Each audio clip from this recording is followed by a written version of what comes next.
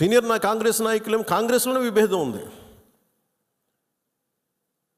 మేము ఇక్కడ మేము వెళ్ళిపోతే మీరు పాకిస్తాన్ని, మీరు భారతదేశంలో దాడి జరిగినప్పుడు భారతదేశానికి నిలబడాలి తప్ప పాకిస్తాన్కి నిలబడతాం మీరు సెక్యులరిజం అంటే అది ఏ ససేమిరా ఎవరు ఒప్పుకోరు. ఇక్కడ ఆ బలం మనం చూపించాలి. మనం ప్రాణాలు పోతే తిరిగి వస్తాయా? ఆయన ప్రాణాలు పోయినాయి, ఆయన బిడ్డల పరిస్థితి ఏంటి, ఆయన భార్య పరిస్థితి ఏంటి? మెరిట్ మీద ఉద్యోగం సంపాదించుకున్న అబ్బాయి ఒకటే కంపెనీలో నిలబడి ఆ మెరిటోరియస్గా ఎదిగినవాడు. ఒకటే మాట ఆయన మా మిస్సెస్ మాట్లాడుతూ ఉన్నారు, మాకు ఏం ఆశలు లేవు సార్, మేము సింపుల్ ఒక చిన్న మిడిల్ క్లాస్ ఫ్యామిలీ, మేము టీవీల్లో కనిపిస్తామని మా కళ్ళలో కూడా ఉండదు, కానీ మా దురదృష్టం ఇలా కనిపించాం మేము టీవీలోనే. నా భర్త చనిపోయినప్పుడు ఇలా మేము టీవీలో కనిపించి మా బతుకులు బయటకు వచ్చినాయి, నా భర్త చనిపోయాడు, అది చెప్పుకోవాల్సిన దుస్థితి మాకు వచ్చిందని. వెళ్ళినప్పుడు బిగినింగ్లో ఆవిడ నన్ను ఎంత ఒకలాగా ఒక నిష్ఠూరంగా మాట్లాడారంటే బాధపడుతున్నారు. మిమ్మల్ని అనకూడదని మళ్ళీ అన్నారు. మీరందరూ ఇస్తేనే కదా నమ్మకం, ఇది మోదీ గారి ప్రభుత్వం, ఎన్డీఏ ప్రభుత్వాన్ని కదా, మేము భరోసాతో కదా మేము వెళ్ళింది, మేము కాశ్మీరు ఇన్ని కోట్ల మంది వెళ్ళారని మీరు అందరూ చెప్తేనే కదా మేము వెళ్ళాం కాశ్మీరు, మమ్మల్ని ఇలా పెట్టేశారు ఏంటి అనేది ఆవిడ మాట్లాడుతుంటే ఆవిడ నాలో మొత్తం భారతదేశ ప్రభుత్వాన్ని చూశారు ఆవిడ. నన్ను ఆ తిట్లు నేను తీసుకున్నాను. ఆవిడ సారీ చెప్తున్నారు కానీ నాకు అర్థం లేదమ్మా, మీరు ఎంత తిట్టాలో తిట్టను, ఏం పర్లేదన్నాను. మీ కోపం ఎవడో ఒకరు మీరు చూపించాలి, మీరు కోపం మా మీద చూపించండి, పర్లేదన్నా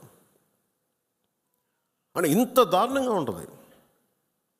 నేను అనేది ఏంటంటే మనం నువ్వు ఏదైనా సరే మత ప్రాతిపాదికన చంపటం ఇది మటుకు అస్సలు ఏమాత్రం సహించలేదు. అంటే ఎందుకు భారతదేశం చాలా బలమైనది, భారతదేశం మన సెక్యులరిజం చెప్పుకోకర్లా, సెక్యులర్ అనే పదం మనం యాడ్ చేయక్కర్లా.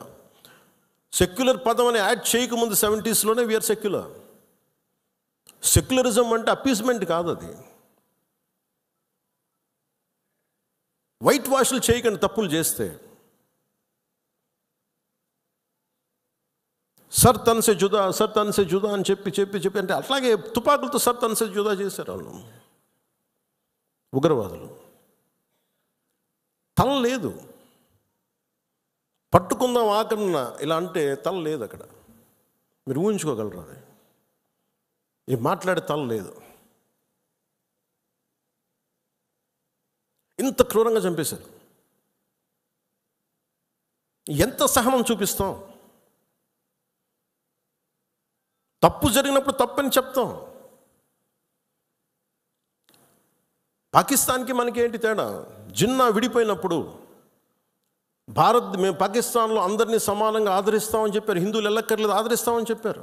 2 కోట్ల పైన ఉండే, చాలా కోట్ల ఎక్కువ, అంత జనాభా ఉండే చోట ఈరోజు జస్ట్ పట్టుమని కొన్ని లక్షల్లో ఉంటారు పాకిస్తాన్లో హిందువులు, అంతే.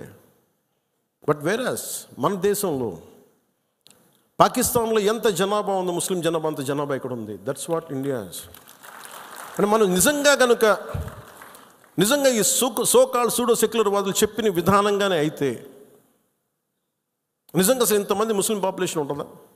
ఇంత వివక్ష చూపించే దేశం అయితే, హిందువులే నిజంగా వివక్ష చూపించే దేశమే అయితే ఇన్ని లక్షల మంది ఉండగలరా? అసలు ఇన్ని కోట్లాది మంది జనం ఉండగలరా? పాకిస్తాన్లో ఎంత ముస్లిం జనాభా ఉందో భారతదేశంలో అంతే ముస్లిం జనాభా ఉందో. దాదాపు అంత వివక్ష హిందువులకి ఎందుకు ఉంటుంది? హిందూస్ అక్కడెక్కడ కొంతమంది నాయకులు ఉన్నారేమో, మనకు తెలీదు. సంఘటనలు జరుగుతూ ఉంటాయి. మొన్న బంగ్లాదేశ్లో హిందువుల మీద దాడులు జరుగుతూ ఉన్నారు, విగ్రహాలు కాల్చేస్తూ ఉన్నారు, దుర్గాదేవి ఆలయాలు కాల్చేస్తూ ఉన్నారు. నేను మాట్లాడుతున్నప్పుడు మనకెందుకు సార్ అంటారు, అక్కడి నుంచి శరణార్థులు వచ్చేస్తారు, అప్పుడు ఇక్కడికే వస్తారు.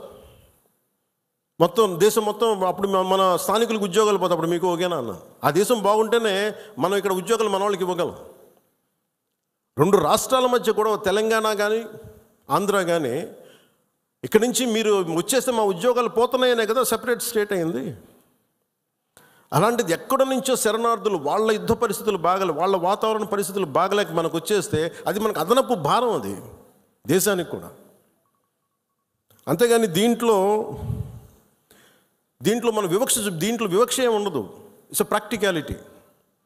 Why this country can't afford too much of migration. Already నీ కోట్ల మంది జనాభా, వీళ్ళకి ఉద్యోగ అవకాశాలు, వీళ్ళకి ఉపాధి అవకాశాలు, వీళ్ళకి విద్యా అవకాశాలు, వీళ్ళకి గృహ అవసరాలు ఇవ్వడమే కష్టం, తపన పడాలి. అలాంటిది ఇంకా అదనంగా ఎక్కడి నుంచో వచ్చేసి వేరే దేశాల నుంచి ఎక్కడ తీసుకుంటాం? అది ప్రపంచం అంతా ఇదే సమస్య ఉంది.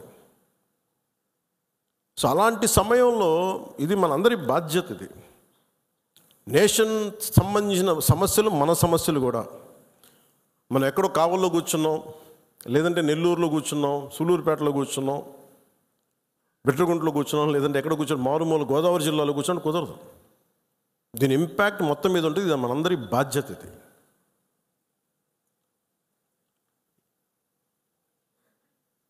ఈ రోజున మనకి ఒక వాస్తవాన్ని వాస్తవంగా మాట్లాడటం తెలుసుకుందాం. నేను చాలాసార్లు ముస్లిం సమాజానికి కూడా చాలాసార్లు చెప్పాను. నేను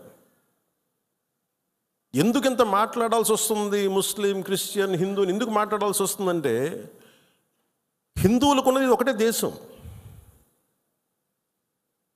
ఇంక వేరే దేశం లేదు. ఇక్కడ కూడా హిందువులను టార్గెట్ చేసి చంపితే ఎక్కడికి పారిపోతారు? వీటన్నిటిని కూడా చర్చించి ఒక ప్రత్యామ్నాయ కార్యక్రమాన్ని, ప్రత్యామ్నాయ విధానాల్ని ప్రజల ముందు పెట్టడం కోసం ఈ 3 రోజుల సమావేశం చర్చించనుంది. ఒకవైపు ఈ ఉగ్రవాదానికి, మతోన్మాదానికి, ఈ ఫ్యాసిస్ట్ తరహా శక్తులకి వ్యతిరేకంగా ప్రజలను ఐక్యం చేస్తూ హిందువులైనా, ముస్లింలైనా, అగ్రకులాలైన, లేదా దళితులైన, ఆదివాసీలైన, బలహీన వర్గాలైన, మహిళలైన, పురుషులైన, ఎవరైనా సరే అందరూ ఐక్యంగా ఉండి ఈ దేశాన్ని రక్షించుకోవాలి. అదే సమయంలో ఐక్యంగా మన హక్కులను కూడా సాధించుకోవాల్సినటువంటి అవసరం ఉంది. ఇది ఈరోజు ఇంతకుముందు ఎన్నడూ కనీ విని ఎరగని రీతిలో గత 4-5 సంవత్సరాలుగా లేనటువంటి తీవ్రమైనటువంటి స్థితిలో ఈరోజు వ్యవసాయ సంక్షోభం వస్తూ ఉంది. రైతులు కష్టపడి పండించినటువంటి పంటలకు గిట్టుబాటు ధర ఉండటం లేదు. ఏ పంట చూసినా, అది మిర్చి కావచ్చు, పొగాకు కావచ్చు, పత్తి కావచ్చు, ధాన్యం కావచ్చు, ఒక రైతు ఊరుల్లోకి వచ్చి తను పండించినటువంటి పంటను రోడ్డు మీద పారబోసి తగలబెడుతున్నాడనంటేనే ఇంతకన్నా సిగ్గుచేటటువంటి విషయం పాలకులు ఏమైనా ఉంటుందని చెప్పి అంటున్నాను. ఇదేనా వ్యవసాయాన్ని ఎదుర్కొనేటువంటి విధానం, రక్షించేటువంటి విధానం? ఇంకొక వైపు ఈ పంటలు ప్రకృతి నిన్న మొన్న వచ్చిన వర్షాలకు చాలా చోట దెబ్బతిన్నది. వెంటనే మేము పరిహారం ఇస్తామంటున్నారు. ఎవరికి ఇస్తున్నారు పరిహారం? భూ యజమానికి ఇస్తున్నారు. రాష్ట్రంలో చాలా చోట్ల, అత్యధిక చోట్ల కౌలు రైతులు 2 ఎకరాలు 3 ఎకరాలు చేసిన కౌలు రైతులకు మాత్రం వాళ్ళకి దిక్కు లేదు. అలాగే ఇప్పుడు నేను ఇక్కడ వచ్చినప్పుడు చెబుతున్నారు, మన చిత్తూరు జిల్లాలో, తిరుపతి జిల్లాలో, మన పార్వతీపురం, మన్యం జిల్లాలో ఏనుగులు పంటలు పాడు చేస్తా ఉన్నాయి. ఎకరాలు తొక్కి అవతల పరిస్థితి మంత్రులను చంపేస్తున్నాయి. వీటన్నిటిని ఎక్కడైనా దూరంగా అడవిలో తోలేసేయండి, వాటి వేరే రక్షిత ప్రదేశాలు పెట్టండి అని చెప్పి అంటుంటే వాళ్ళ మధ్య వాటిని తిరగనిస్తా ఉన్నారు. పవన్ కళ్యాణ్ గారు, ఆయన పంచాయతీరాజ్ శాఖ మంత్రి, గ్రామీణాభివృద్ధి శాఖ మంత్రి, అటవీ సంరక్షణ శాఖ మంత్రి కూడా. మనుషుల సంరక్షణ మాత్రం ఆయనకు పట్టదు. ఆయన చెప్తాడు ఏనుగుల నుంచి రక్షిస్తాను మీ పంటలని. ఈ రోజు, నిన్న, మొన్న ఇప్పుడు చెబుతున్నారు ఏ చర్యలు లేవు వాళ్ళని రక్షించడానికి. ఈ రకంగా రైతులు ఇబ్బందులు పడుతుంటే వాళ్ళు సమస్యలు పట్టించుకోకుండా కష్టపడి పనిచేస్తున్నటువంటి వాళ్ళ భూములు మాత్రం లాగేసుకుంటున్నారు. ఇప్పటికే రాష్ట్రంలో 40% మందికి భూములు లేవు. 1,20,00,000 మంది ఉన్నారు భూములు లేని వ్యవసాయ కూలీలు. ఉపాధి పని అయితే బతుకుతారు. ఉపాధి పని 100 రోజులు ఉంటే రోజుకు 200 ఇస్తే 20,000 సంవత్సరం మొత్తం మీద వాళ్ళు బతకాలి, లేకపోతే ఎక్కడికైనా వలసలు వెళ్ళిపోవాలి. ఇప్పుడు ఆ ఉపాధి కార్యక్రమాలు కూడా ఎత్తేయడానికి పథకాలు పన్నారు. రోజులు దాని పని దినాలు తగ్గిపోతున్నాయి, కనీస వేతనాలు తగ్గిపోతున్నాయి. 320 రూపాయలు ఇస్తామని 220 ఇస్తున్నారు. వాళ్ళు 600 డిమాండ్ చేస్తున్నారు. ఎండాకాలం కష్టపడి పని చేయాలి. పనులు ఎత్తుకుంటూ ఎక్కడికెక్కడికో వలసలు పోయే పరిస్థితి. ఆ వలసలు పోయిన చోట వాళ్ళకి ఇల్లు ఉండవు, కనీస సౌకర్యం ఉండదు, వైద్యం ఉండదు, పిల్లలకు దిక్కు ఉండదు, ముద్దులకి పట్టించుకునే వాళ్ళు ఉండరు. ఆ సంపాదించుకున్న కాస్త వాటికే ఖర్చు అయిపోతుంది. మళ్ళీ ఇళ్ళకి వచ్చి అప్పులు చేసి బతకాలి. అప్పులు అనేవి ఈ రోజు ప్రజలకి అప్పులు అనేది ప్రభుత్వాల అప్పుల గురించి మాట్లాడుతున్నాం. వాళ్ళు ఈ ప్రభుత్వం ఎంత అప్పు ఉంది, అంత అప్పు ఉంది, గత ప్రభుత్వం చేసింది, ఈ ప్రభుత్వం చేసింది విమర్శించుకుంటుంటారు రోజు వైసీపీ వాళ్ళు, తెలుగుదేశం వాళ్ళు.